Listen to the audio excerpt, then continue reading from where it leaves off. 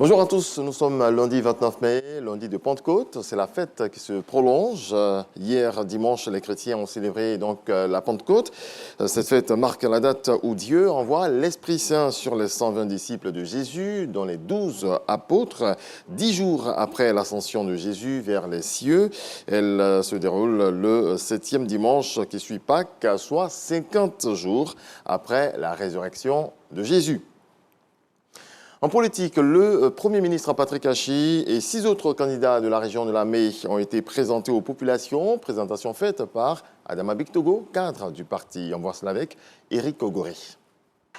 C'est la localité d'Adzopé qui a accueilli cette cérémonie de présentation des candidats du RHDP de la région de Lamé aux populations. Une cérémonie en plein cœur du pays atié qui ne pouvait se faire sans des sonorités locales.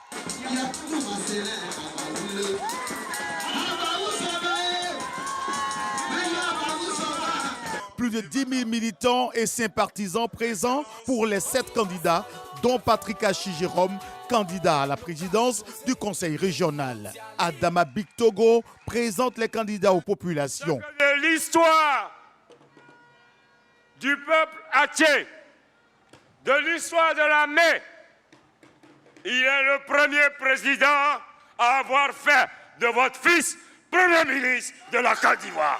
Patrick Hachi Jérôme, le capitaine de cette solide équipe, se confie de nouveau à ses parents tout en leur rappelant l'appui indéfectible du président Alassane Ouattara qui fait avancer rapidement la région de Lamé. Remercier le président de la République pour l'eau, pour l'électricité, pour nos écoles, pour nos collèges, pour nos routes, pour nos centres culturels, pour nos centres de santé et pour le CHR d'Adzopé qui n'a rien à envier aux meilleurs hôpitaux d'Abidjan. Et bientôt, pour les nombreuses entreprises qui créeront de nombreux emplois. La Côte d'Ivoire a la chance inouïe d'avoir à la tête de ce pays cet homme d'exception, ce président visionnaire, ce guide à la main ferme et au pas sûr. Ce qui nous inspire, c'est l'envie de nous dépasser, de donner le meilleur de nous-mêmes. Et j'en sais quelque chose, moi qui le suis au quotidien. Cette envie d'aller toujours plus loin, toujours plus haut. Vous pouvez lire dans ce regard, ici, dans chacun des candidats présents, qu'ils veulent eux aussi aller plus loin et plus haut. Je suis le garant qu'ils donneront tout ce qu'ils ont pour la victoire.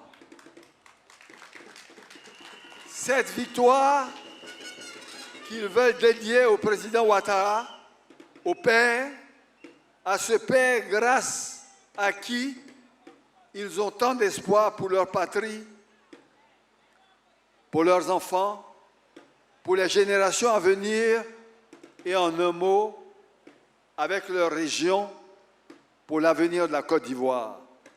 Tous les candidats du Rassemblement des Oufouettistes seront investis par le président du parti, Alassane Ouattara, après leur présentation officielle aux populations de Côte d'Ivoire. Autre volet de l'actualité, les diplomates ivoiriens auront bientôt un nouveau statut. Cela va améliorer leurs conditions de vie et de travail. Un projet de loi sur le corps diplomatique a été adopté en commission à l'Assemblée nationale. La ministre d'État, ministre des Affaires étrangères, Kandia Camara, face aux députés, a aussi présenté 2 textes. On voit cela avec Konaté Moussa. Offrir un meilleur profil de carrière au corps diplomatique, améliorer les avantages accordés au métier de diplomate. C'est l'objectif du projet de loi portant statut du corps diplomatique. Présenté par la ministre d'État Kandia Camara, le texte est adopté à l'unanimité par les députés membres de la Commission des affaires sociales et culturelles. Il y a des réformes qui seront menées, qui pourront permettre aux diplomates d'avoir une amélioration au niveau salarial, d'avoir une amélioration dans la condition ou alors la carrière de leur conjoint ou de leur conjointe et aussi dans le fonctionnement même de leur chancellerie. Donc, en gros, Aujourd'hui, ce statut permettra à l'ensemble des diplomates d'être plus heureux.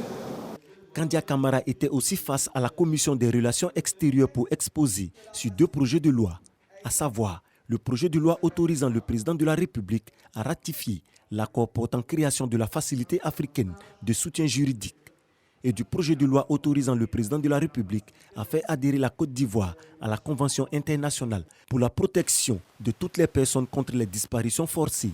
Ces 2 textes ont également été adoptés. Dans le reste de l'actualité au Sénégal, c'est la fin de l'inquiétude pour les partisans d'Ousmane Sonko, l'opposant qui était porté disparu pendant plusieurs heures ce dimanche. Les autorités ont fait savoir que les forces de l'ordre sénégalaises ont mis fin à sa marche à travers le pays en l'interpellant dans le sud et en le ramenant de force à Dakar. De nombreuses personnalités politiques ont félicité le président turc sortant, Recep Tayyip Erdogan, pour sa réélection dimanche à l'issue du second tour de l'élection présidentielle turque, saluant tantôt un allié au sein de l'OTAN, un partenaire stratégique ou économique. Merci à vous tous de nous avoir suivis. On se retrouve à 7h.